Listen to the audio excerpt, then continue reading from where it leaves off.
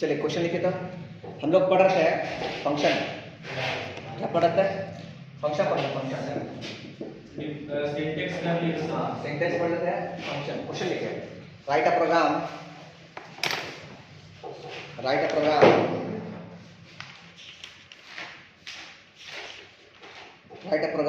using function write a program using function class है। हाँ जी तो आप गुड मॉर्निंग सर।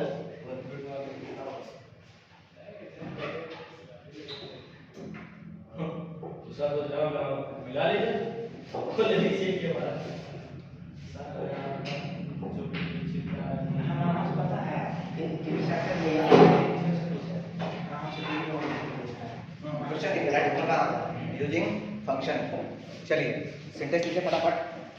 सिंटेक्स लिखवा दिए लेकिन नहीं वो लिखे प्रोग्राम लिखे लेकिन hash include studio.h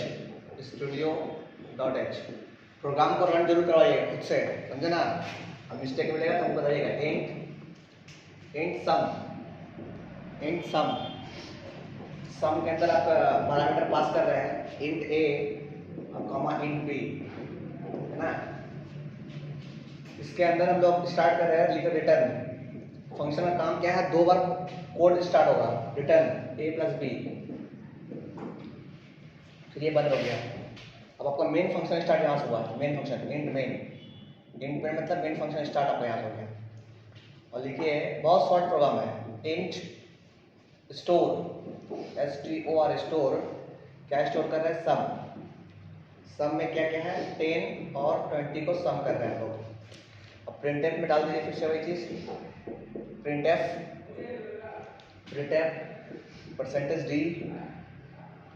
D new line डालना, न्यू लाइन डाल सकते हैं, न्यू लाइन।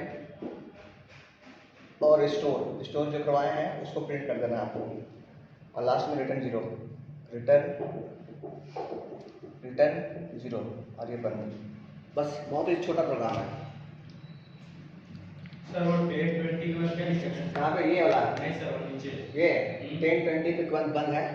उसके बाद कमिट लाइन ये कुछ नहीं है, ये सेमीकोलन है, यस है ना।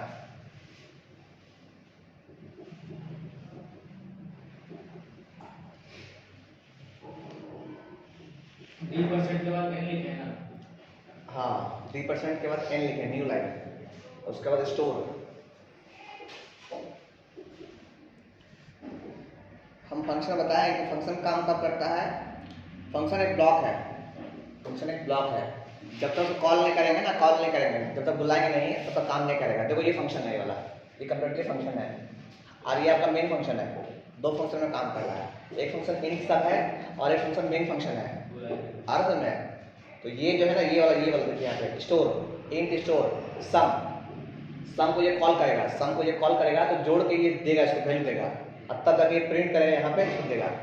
मतलब ये जो है फंक्शन ये दो ब्लॉक में काम करता है। एक ब्लॉक जो है यूजर के लिए है, जो यूजर अपने मन से बनाता है, और एक फंक्शन जो कंपाइलर के लिए है। आ रहा है। तो यहाँ पे जो है ना मेन फंक्शन इसको बोलते हैं, इसको बोलते हैं यूजर डिफाइन फंक्शन है। ये क्यों काम किया? फंक्शन का दो तरह का काम करता है। एक काम करता है यूजर डिफाइन के लिए और एक काम करता है मेन फंक्शन के लिए। तो यहाँ पे जो हम लोग करते पहले से आया है वो कर दिए, और ये डिफाइन के यूजर के लिए। यूजर क्या चाहता है कि इंट सम चाहता है, वो जोड़ चाहता है दोनों लोग, एक नंबर ये और एक नंबर ये, ठीक है। और रिटर्न a प्लस b। तो वही सम कॉल किया और यहाँ पे जोड़ के वो दे दिया। यहाँ पे 10 + 20 लास्ट में प्रिंटफ स्टोर। ये स्टोर में जो किए थे ना, अरे जोड़ के स्टोर के थे, है ना। स्टोर भी वेरिएबल है, दोनों को जोड़ के स्टोर में कर दिया और वो क्या किया? यहाँ पे प्रिंट कर दिया और रिटर्न 0, ठीक है। इस प्रोग्राम को एक और तरीके से लिख सकते हैं। सुनिए पहले इसको लिख लिया है। चलिए इस प्रोग्राम को मेरे पास एक और तरीका लिखने का है, आसान तरीका। सबसे सिंपल तरीका यही है फंक्शन का प्रोग्राम को लिखने का। बस अभी बेसिक नॉलेज पकड़िए, बाद में इसका देखिए एडवांस कितना आगे जाएगा। तो अरे जी मेरा अथी हो गया इसलिए बोल नहीं पा रहा सही से। चलिए एक और प्रोग्राम है। अच्छा इसका आउटपुट कितना आएगा? आउटपुट लिख लिए पहले। इसका आउटपुट कितना आने वाला है? आउटपुट राहुल कितना है 30 आएगा जोड़ के तो लिख लीजिए 30 आएगा इसका। ये प्रोग्राम रन करवाइएगा तो आउटपुट 30 आएगा इसका।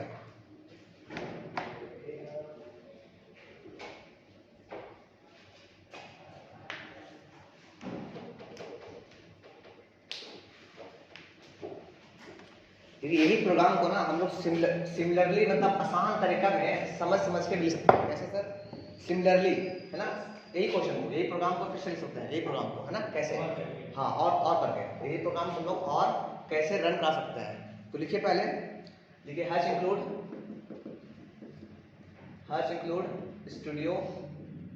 studio.h। ये हम लोग का सी पढ़ रहा है ना, सी पढ़ रहा है अभी खत्म हो जाएगा, कंप्लीटली खत्म हो जाएगा, स्टोरेज क्लास के बाद खत्म हो जाएगा, स्टोरेज क्लास बचा हुआ लास्ट, इसके बाद खत्म हो जाएगा।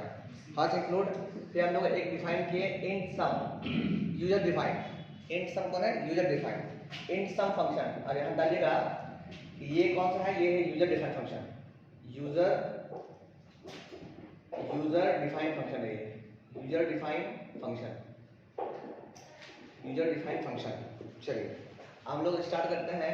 इसके अंदर इंट लेते हैं, इंट ए और बी, दो वेरिएबल लेते हैं है ना। अब प्रिंट एफ करते हैं, प्रिंट एफ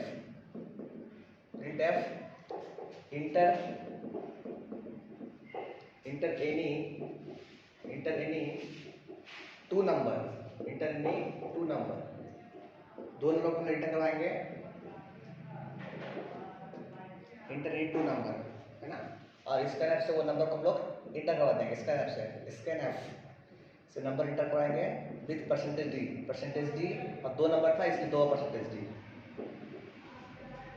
और एड्रेस में ए और दूसरा एड्रेस में बी, इसको स्टोर करेगा। और रिटर्न में क्या करेगा? रिटर्न जीरो नहीं, रिटर्न ए प्लस बी। आपको दोनों जरूर देना है ना, यूजर डिफाइन फंक्शन है, रिटर्न ए प्लस बी। अब स्टार्ट होगा आपका मेन फंक्शन, यहाँ से स्टार्ट होगा मेन फंक्शन, इंट मेन।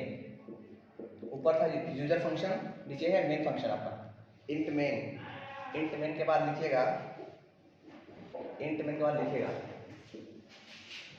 लिखिएगा इधर, इंट मेन के बाद ब्रैकेट ऑन कीजिए, लिखिए इंट स्टोर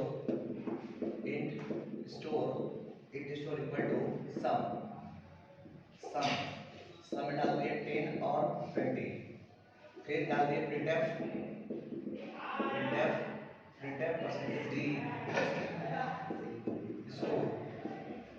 स्टोर वन, और लास्ट में return zero, RETUR and return zero, और ये बंद हो गया। सेम फंक्शन है, हाँ सेम फंक्शन, हाँ आसान है बट दोनों समझना जरूरी है, दोनों को समझ लीजिए, काम देगा आपका। आसान हार्ड का बात नहीं है, प्रोग्रामिंग है तो समझना पड़ेगा। दोनों को रन करवाइए प्रोग्राम बैठ के सिस्टम में, नहीं होता राहुल से मिल लीजिए, यस टैब है मेरे पास, लैपटॉप घर में आके समझने को कर लिए प्रोग्राम। 1 घंटे टाइम दीजिएगा तो सब प्रोग्राम हो जाएगा, 5 प्रोग्राम। तो टाइम तो देना पड़ेगा ना, सीखना। अगर C+ लिए हैं 11th में तो कुछ तो सीखिए कम से कम।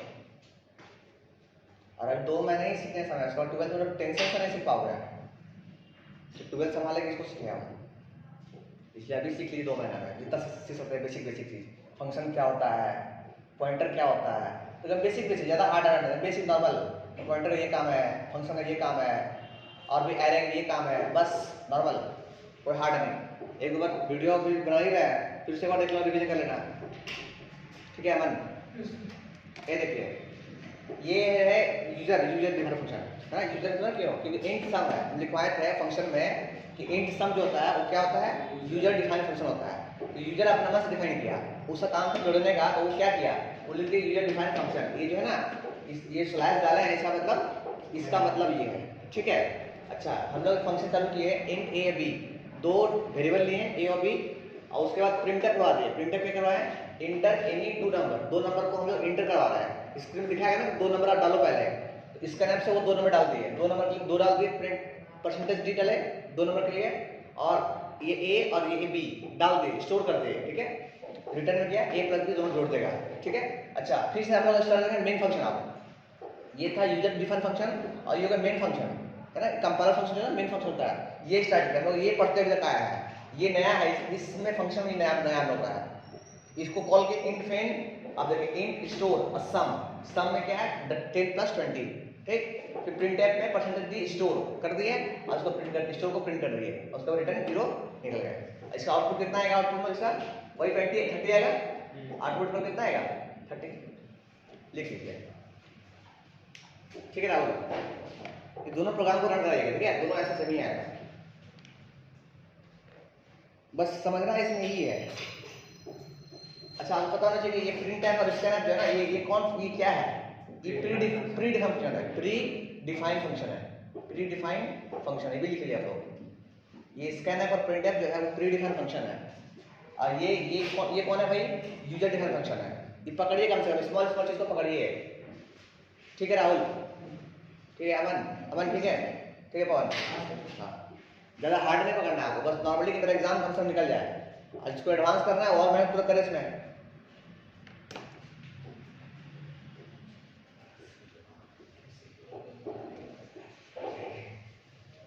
ऐसा नहीं कि स्कूल में जाके तो बैठ रहेंगे भको, ऐसा नहीं, वहाँ भी तेज बनना है, हमको आता है? Yes sir. हाँ, ये पूछे ये क्या है तो बताओ सब, सब क्या है, ठीक है ना, बस 2 बार प्रैक्टिस करो हो जाएगा।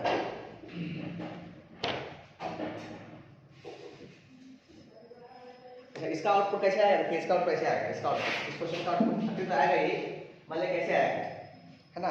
मान लीजिए देखिए यहाँ पे हम लोग ना यहाँ पे सम में नहीं पास करवाया, सम में वैल्यू पास नहीं करवाया, सम में बस सम लेके छोड़ दिए, ठीक है। यहाँ पे क्या बोला, inter any 2 number, 2 number inter करवाएंगे, इंटर 2 नंबर, तो आपको आउटपुट में ये दिखाएगा, आउटपुट में दिखाएगा इंटर, वो आपसे मांगेगा इंटर एनी 2 नंबर, आपको आउटपुट ये मांगेगा इंटर इन 2 नंबर। आप डालोगे पहला नंबर 600, है ना, फिर डालोगे 700, है ना, और दोनों को क्या करना है, सम करना है, सम, दोनों क्या करना है, सम करना है, कितना कर देगा 1300, ये क्या आंसर, ऐसे ये दिखाएगा आपको इंटर इन 2 नंबर, इसकी वजह से ये जो लिखे था ना आप इंटर इन 2 नंबर, इसकी वजह से लिखेगा, आप प्रिंट कर देगा, आया समझ में। इसको लिख लिए पहला, कोई भी नंबर डाल सकते आप कोई भी नंबर, मेरा मान से डालते हैं, डाल देगा वहां से।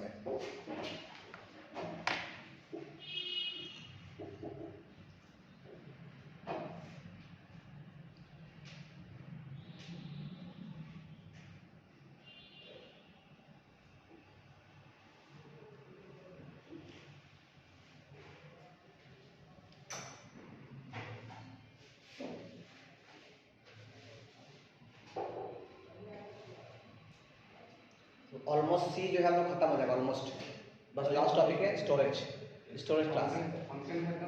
हाँ फंक्शन खत्म। अब फंक्शन पढ़ेंगे C++ में पूरा डिटेल से, सी में जितना पढ़ना पढ़ लिए, ठीक है ना, लास्ट क्लास। हाँ तो आगे बढ़िए, हम लोग इस सबको फिर से पढ़ेंगे C++ में, 2 बार पढ़ेंगे ना तो दिमाग में ज़्यादा बैठेगा, आ रहा समझ में यस सर। कि हाँ ये था उसमें और इसमें यही था। फिर 12th में पूरा बुक पढ़ेंगे, पूरा बुक 12th में पूरा 12th में। चलिए देखिए स्टोरेज क्लास, नया टॉपिक आज का स्टोरेज क्लास, आज का टॉपिक है storage class, storage class STORAGE, storage class, function खत्म। हाँ फंक्शन खत्म, स्टोरेज क्लास टॉपिक है, स्टोरेज क्लास, स्टोरेज क्लास,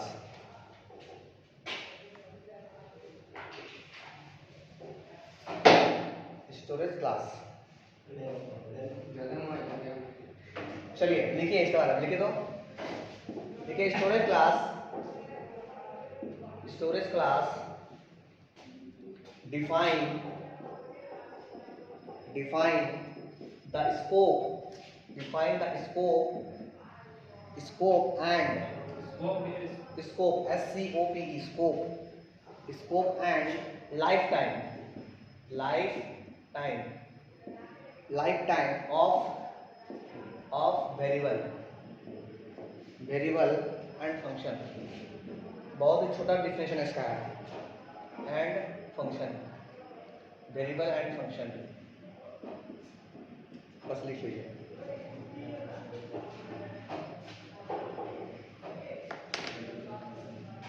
लिख लीजिए। स्टोरेज क्लास क्या है? डिफाइन है। इसको storage class define the scope. Scope मतलब कितना उसका स्कोप है ना, कुछ काम करने का। एंड लाइफ टाइम मतलब उसका जिंदगी कितना बड़ा है। कौन किसका? Storage class. स्टोरेज क्लास जो है बताता है कि किसी भी प्रोग्राम का, किसी भी फंक्शन का या वेरिएबल या फंक्शन का स्कोप कितना देर तक है ना, लाइफ टाइम कितना दिन तक का है, ठीक है, वो डिफाइन करता है। आपसे पूछेगा स्टोरेज क्लास क्या है, तो बोलना कि स्टोरेज क्लास जो है वो वेरिएबल या फंक्शन का स्कोप के बारे में और लाइफ टाइम के बारे में बताता है कि इसका जिंदगी कितना बड़ा है, ये कहाँ से कहाँ तक काम कर सकता है। लाइफ टाइम और स्कोप, इस पे कितना स्कोप है बोलते हैं ना, स्कोप के बारे में बात करता है और लाइफ टाइम के बारे में बात करता है। कौन? Storage class. ठीक है, आया समझ में? इसलिए बेसिक फंक्शन है, बेसिक डिफिनेशन है जो कि आप याद कर सकते हैं। आप देखिए types of storage class, types of storage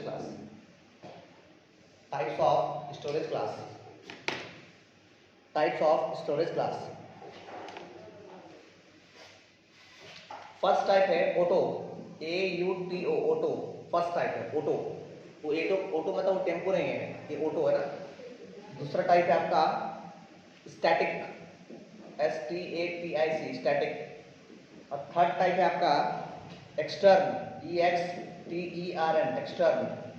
और फोर्थ टाइप है आपका रजिस्टर, REGISTER, रजिस्टर। तो आपसे पूछेगा स्टोरेज क्लास का टाइप, तो ये 4 टाइप्स का होता है, 4 टाइप्स। ये 4 टाइप पर हम डिस्कस करेंगे, 4 टाइप्स ऑफ स्टोरेज क्लास। ठीक, चलिए।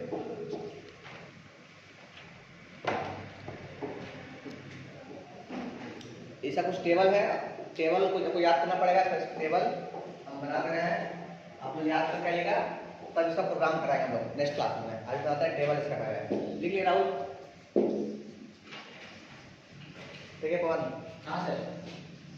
तो याद कीजिए इसको, ठीक ना, इसलिए कम पढ़ाते हैं ताकि आप लोगों को दिक्कत ना हो। कम पढ़ाते हैं। ए भाई और तो नहीं मिल रहा था।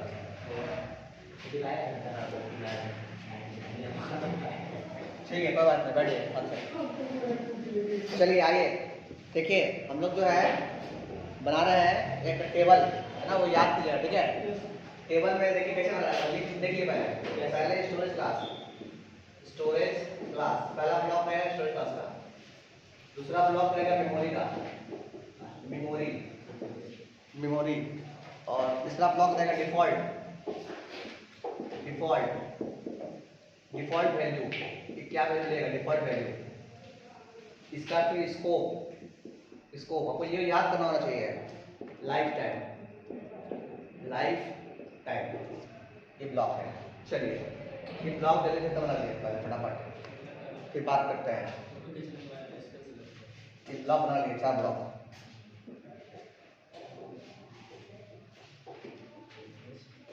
चलिए बनाइए फटाफट का ब्लॉक। नहीं बनाइए, जल्दी बनाइए, समझाएंगे। अरे रफली करो नहीं यार, सुंदर एक्टिंग कर रहे हो, क्या फायदा सुंदर एक्टिंग करने से?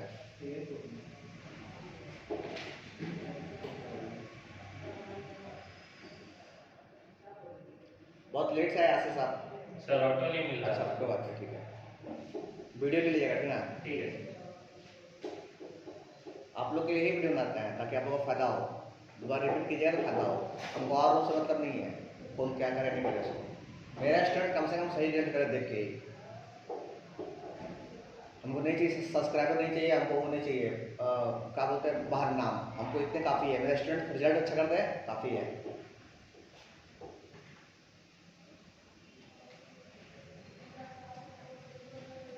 दूसरा गेम नहीं खेलना है हमको, अब अपने ही खेलना है।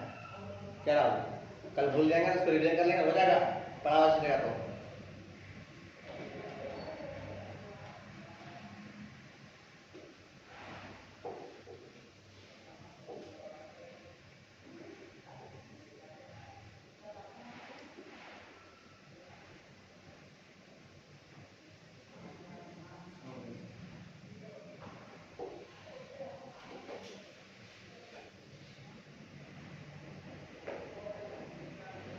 ठीक है ना। चलिए ठीक है, पहला हम लोग टाइप था स्टोरेज क्लास में क्या था, ऑटो। ठीक है, auto, AUT auto, AUTO auto. First type है ऑटो, AUTO ऑटो। ऑटो का मेमोरी जो होता है ना वो रैम में रहता है, स्टोरेज रैम।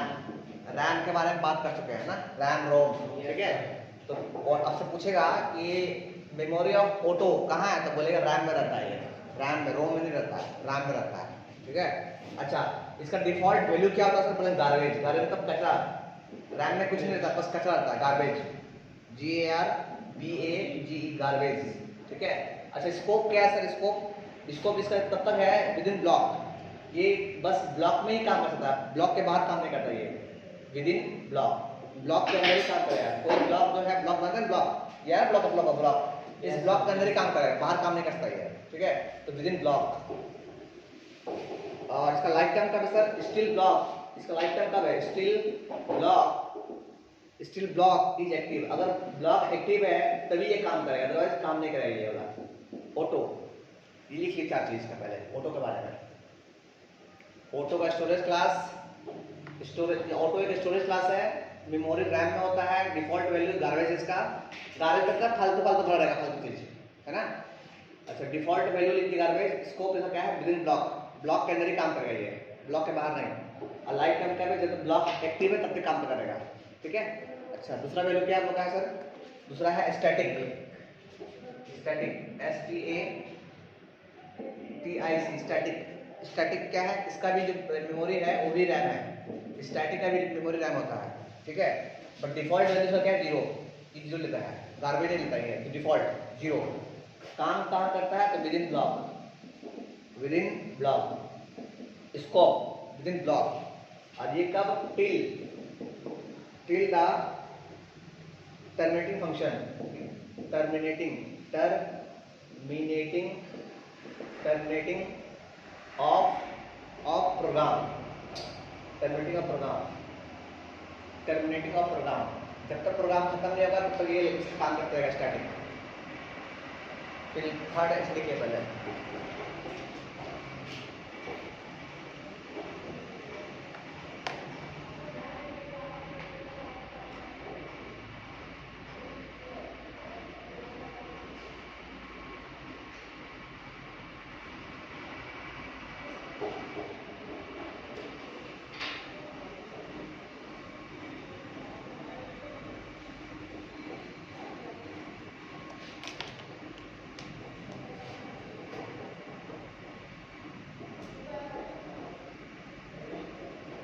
पसंद नहीं आया ये, कब आ रहा है, बात क्यों बढ़ गई, उसका कौन एक्सपायर कर दिया, मम्मी का दादी, मम्मी का याद आ गया। मम्मी का दादी। चलिए आइए देखिए, समझिए पहले स्टोरेज क्लास सेकेंड टाइप का स्टैटिक्स है, ठीक है। इसका मेमोरी, स्टैटिक्स का मेमोरी क्या है, रैम है ना। इसका वैल्यू जो है वो लेता है जीरो, है ना। ये गार्बेज मतलब कचरा, कुछ भी ले सकता है, और जीरो मतलब एक वैल्यू जीरो भी लेगा, ठीक है। अच्छा, ये काम कहाँ तक करता है, स्कोप क्या है सर, तो विद इन ब्लॉक के अंदर ही काम कर सकता है ये, ठीक है। लाइफ टाइम मतलब जिंदगी से कब तक है, जब तक प्रोग्राम चलते रहे तब तक, जब तक प्रोग्राम स्टार्ट हुआ और जब तक प्रोग्राम एंड होगा तब तक ये काम करेगा। और ये काम कब, अगर ब्लॉक एक्टिव है तब, ब्लॉक के अंदर एक्टिव है तो काम करेगा, और ये प्रोग्राम तब पूरा एंड तक काम करता है, ठीक है। चलिए थर्ड है मेरा एक्सटर्न, एक्सटर्न स्टोरेज क्लास। इसका भी है रैम, ये भी लेता है जीरो, एनीवेयर, ये कहीं भी काम कर सकता है, एनीवेयर। और इसका भी सेम है, till the terminating of program, same इसका ये वाला, till the terminating of program. Last है रजिस्टर, REGISTR, रजिस्टर है, इसका मेमोरी रजिस्टर में ही होता है, रजिस्टर। ये गार्बेज वैल्यू लेता है, गार्बेज वैल्यू लेगा, और with in block, with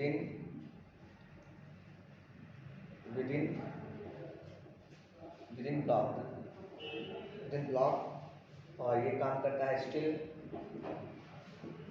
the block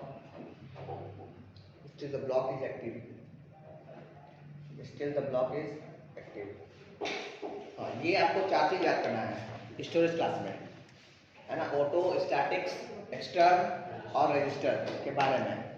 इसका क्या खासियत है, डिफ़ॉल्ट वैल्यू क्या है, स्कोप क्या है, इसका लाइफ टाइम क्या है, ये 4 चीज़ें याद रखिएगा। प्रोग्राम रन करने में आपके लिए आसान होगा, आपके लिए होगा, मेरे लिए कोई काम नहीं है, आपका काम आएगा ये चीज़।